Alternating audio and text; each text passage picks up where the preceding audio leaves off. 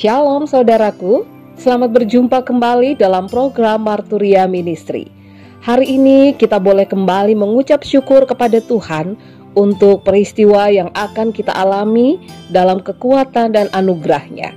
Jika hari ini kita juga boleh mengalami pertambahan usia, kita meyakini itu semua karena kasih dan anugerah Tuhan. Karena itu, bersama dengan seluruh saudara-saudara kita yang mengalami pertambahan usia, kita mengucap syukur kepada Allah.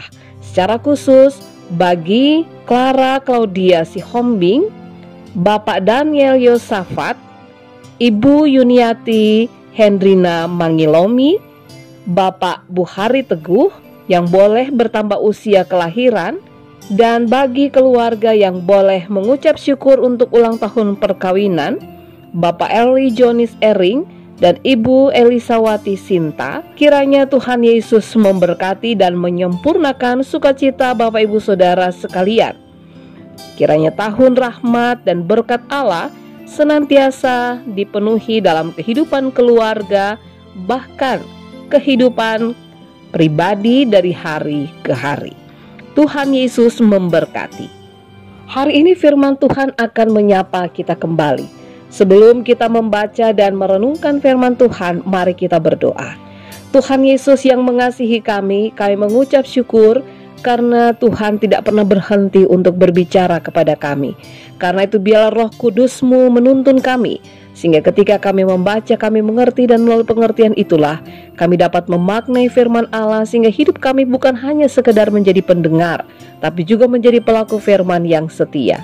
Di dalam nama Tuhan Yesus kami berdoa. Amin. Pembacaan Alkitab pada saat ini terambil dari kitab Nehemia pasal 12 ayat 38 hingga ayatnya yang ke-43 yang menyatakan, "Dan paduan suara yang kedua berarah ke kiri, dan aku mengikutinya dengan sebagian dari orang-orang itu melalui tembok dan menara perapian sampai tembok lebar. Lalu kami melalui pintu gerbang Efraim, pintu gerbang lama, pintu gerbang ikan, menara Hananel, dan menara Mea, sampai pintu gerbang domba.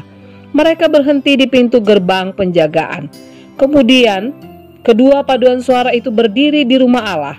Demikian juga aku bersama-sama sebagian dari para penguasa dan para imam, yakni Eliakim, Masyeya, Miaim, Mika, Elionai, Sakaria, Hanaya, dengan memegang nafiri, dan Masyeya, Semaya, Eliasar, Uzi, Yohanan, Malkia, Elam, dan Eser.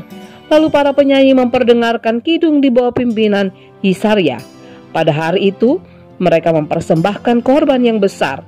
Mereka bersukaria karena Allah memberi mereka kesukaan yang besar. Juga segala perempuan dan anak-anak bersukaria, sehingga kesukaan Yerusalem terdengar sampai jauh. Demikianlah pembacaan Alkitab.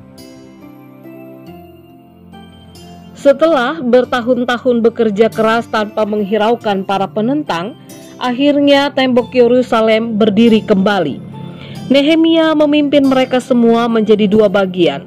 Kedua kelompok ini akan memuji Tuhan dengan berjalan mengelilingi tembok hingga berakhir di bait suci.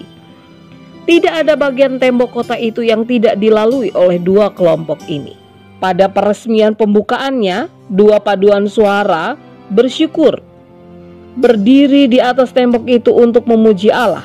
Dikatakan bahwa para penyanyi memperdengarkan kidung. Allah memberi mereka kesukaan yang besar, sehingga kesukaan Yerusalem terdengar sampai jauh. Sukacita tidak bisa dibendung. Sukacita harus diungkapkan dalam bentuk pujian bagi Allah melalui nyanyian syukur. Tidak peduli apakah orang yang mendengar curahan sukacita kita itu mengerti atau tidak, tetapi sukacita akan terus bergema sebagai suatu paduan suara yang tidak bisa diabaikan, yakni musik kehidupan yang dilantun dalam pujian bagi Allah.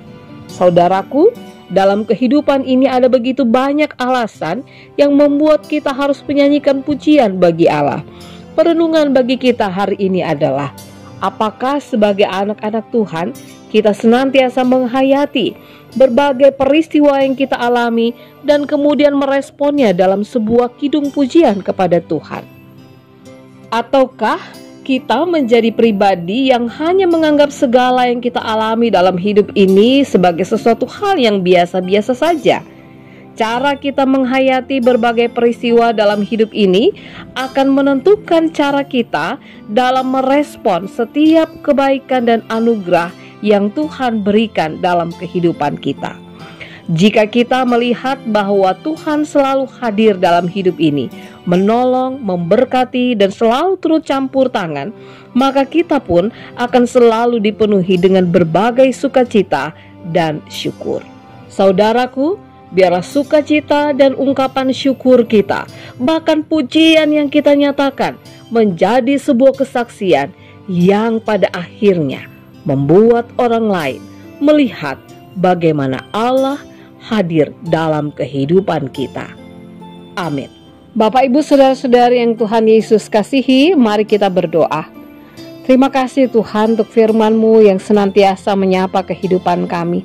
Berikan kami hikmat-Mu ya Allah, agar dalam kehidupan ini biarlah setiap kidung pujian kami boleh menjadi sebuah kesaksian, karena kami boleh mengalami dan menghayati berbagai karya dan perbuatan yang Tuhan nyatakan di dalam kehidupan kami. Di dalam nama Tuhan Yesus kami berdoa. Amin. Selamat beraktivitas Bapak Ibu. Tuhan Yesus memberkati setiap karya kerja dan layan kita.